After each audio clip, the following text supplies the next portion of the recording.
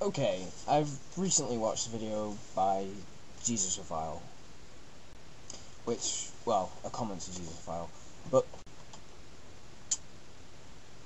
practically he was saying that all atheist arguments are wrong. That's not necessarily true. All atheist arguments are on the right track, so to speak, that there is no deity such as God. God is not an entity or some form of all-powerful being that can be enraged and zap you with his lightning bolts and smite thee.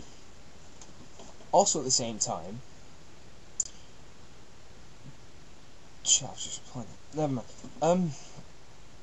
Christians seem to be hung up on this fact that there is some big-ass powerful motherfucker outside of reality who created existence.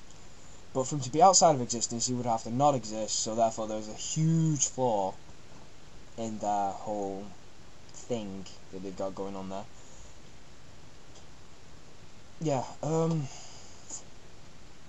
what I'm trying to say is that if there is a God, it's inside reality, existence. It has to be, because otherwise it doesn't exist, therefore at least Christians have some form of knowledge that there is a God, if we say it's inside reality and existence. But the idea that there's some huge ass entity out there seems a little bit far-fetched, if I'm honest, because if God created us in his image and all that stuff, then why did he create animals? Did he create humans and animals to be some form of lower, lesser thing for us to kill and shit? Eat? If that's the case, why do we have animal rights? Also, most of the point, if homosexuality was wrong, why would God create gays? Or is that just the influence of the devil because he's a bastard and everyone hates the devil because, yeah. But let's say metaphorically speaking, the devil does exist and so does God. The devil is the evil within us, and, well, the evil, and the God is the good. Also speaking metaphorically, let's say that God does exist, but as existence itself, life. Because that way, it makes sense, because God is in us all, so is life. God is the power to create life, so does living beings. That's how they reproduce and create life, otherwise we'd be fucked, in short. But back to the metaphorical good and bad. Good is morally good. Like, God teaches us to not kill, not covet thy neighbour's wife. Those are things we would see as socially acceptable, to not do those things. However, the devil inspires those things, so killing things is bad. So's fucking your neighbour's wife. Not like many people get married nowadays, because divorce is on the rise, cohabitation and stuff like that. But anyway, it's just metaphors, really. The Bible just puts them in a way where people could understand. The problem with the Bible is people took it literally, not metaphorically, as it was meant. Plus the fact that the Bible was edited by Emperor Constantine to suit the pagan and Christian religions at the time, because there was a conflict between the two. He took the books which were written by his disciple, which makes Jesus seem more godly and all-powerful. Like the one which says he cured a leper by touching him. Applying medicine, maybe? It's possible.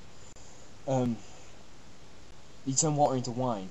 Again, it doesn't say how long it took to do that. It's all vague, and people see it as being a miracle because they fill in the blanks with stuff that they didn't understand. However, instead of questioning this when they had more understanding of the world, they just believed that it was true, all true. Like, oh my god, he cured leprosy with his fingers, he must be magic, or the Son of God. There is no doubt he is the Son of God, hypothetically, because to be the son of existence would mean to exist, so therefore he obviously is. Everyone's the son of God, like the Bible states, because they are from existence. This isn't very structured. Still, general points are that good, or the devil and God do exist, metaphorically as the good and bad within us, morals. God is in us all, existence, life, and such, and he does have the ability to create life through reproduction, through living beings. Homosexuality is not wrong or against nature. If it was against nature, how come animals do it? They don't have the influence of the devil because they don't have religion shoved down their throats every 5 minutes by people like Jesusophile, who says that shoving a banana in a beer can is equivalent to gay sex because it hurts. Because your penis obviously falls apart when you have gay sex, because that's why people have gay sex, to have the thrill of their penis exploding in front of them. It's a bit childish in one track, really, if I'm honest, but that's just my opinion. If you want to be Christian fundamentalist and flame me for my personal opinions and stuff, then go ahead, you do that. I'll be waiting for the negative comments and stuff, and hopefully I'll reply to them if I don't see them as pure lol-worthy and just discard them. God, I sound like a troll. Well, that's the end of this chapter, and I hope you have fun mulling over my thoughts, which I'm not trying to force down your throats, by the way. It's your own fault for clicking this video in the first place. Have fun.